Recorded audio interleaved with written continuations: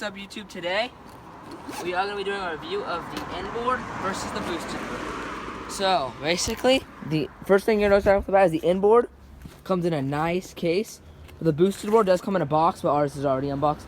So here I'm going to open up the case and show you guys how the Inboard comes straight from them. The Inboard's going to come in this, and it's going to be strapped like this. So the first thing you notice about the Inboard is it's very slick. It's kind of raining, guys, so if the Inboard gets wet, it's not that big of a deal. So the Inboard's very slick looking.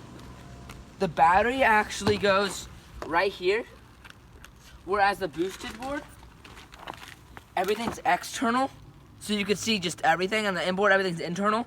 You can see everything. If this gets wet, if this gets soaked with water, it's done. And that the Inboard's, you can ride in water. It's waterproof. It has one major key fact is the in-wheel motors. Where the boosted board is actually belt driven. The Inboard, I believe, has about, I think it's like 1,200 watts of torque. Or no, it's 1,500. It's 1,500 watts. This one's a single switch, it's 1,000 watts. The highest one's 2,000. Inboard's top speed right now is 22. That one's only 18. But Inboard is releasing an update the beginning of April that will unlock the board to go 24 and have 2,000 watts torque. So that's as much as the boosted board Dual Plus. So to change the battery is simple.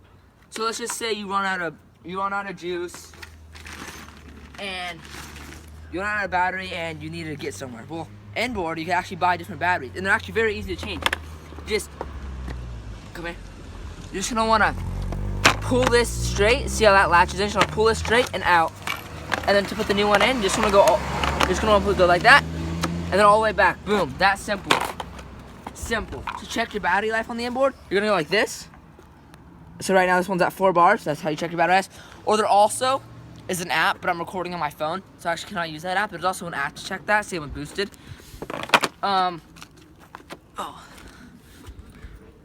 The Inboard also, to charge it, you actually just plug in. Come here. You actually just plug in the battery straight into this, whereas the boosted board, you have to actually charge the actual battery on the board. So the range for these two guys is gonna be about, the Inboard gets 7 to 10. That one gets 5 to 7. The boosted, so yeah. But with two batteries, this one can go like 14 to 20-ish. This one can only go 7 miles to change a battery. In the V2 boosted board, they claim the batteries are easy to change. They're not at all. They're actually very hard. But let's get to the specs of these. But let's get to an actual battle and race of these. The Inboard remote. So let's just go to the remotes right now.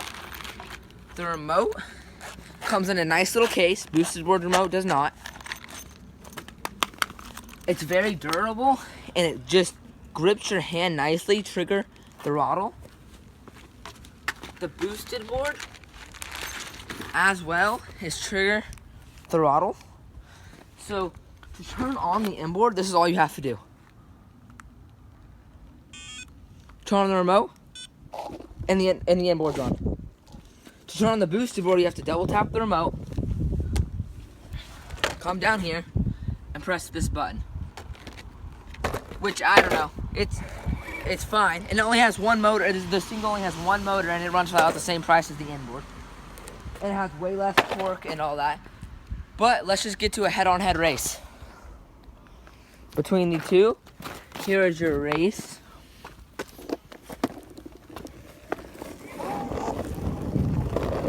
Alright, here we go. Hold on, let's let this car pass. Alright, here's the race. 3, 2, 1. The boosted board slides out.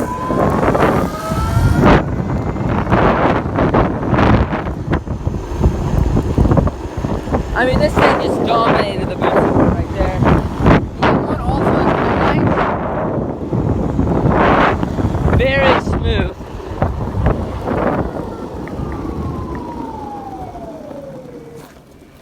It's starting to rain a little harder. So guys, the M1 is also waterproof, so if you went through puddles, you're fine. The boosted board, like if you get water on it, it'll be fine, but the M1 can actually go through puddles. The M1 also does have headlights and taillights as well. And they're in-wheel motors, and it's super smooth. I mean, look, I'll catch him, man. He took off.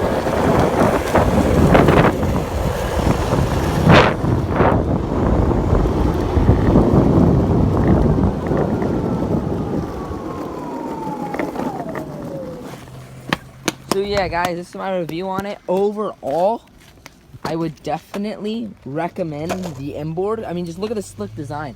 And oh yeah, and another feature, guys. So say you run out of battery. Just say you run out of battery. You don't have another battery to put in the Inboard, or you already used your two, and you need to get home. Come in, bring in this board. Look how this one rolls. Look at this.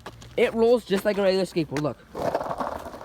The M1 rolls just like a regular skateboard. Now watch the boosted board roll. It has a belt that stops it. The belt stops it. The M1, you can totally fine. Push like a regular skateboard, feels like a regular skateboard. The boosted board has a belt that is actually stopping it. So overall, guys, I would definitely recommend the Inboard over the boosted board, just because the performance, 1, 2, the in-wheel motors, and 3, the durability, the slick design, everything else, the changeable batteries. So yeah, guys, that's my review on the two boards. They're both great boards. I'd get either one. It doesn't really matter. They're both awesome boards. All right, guys.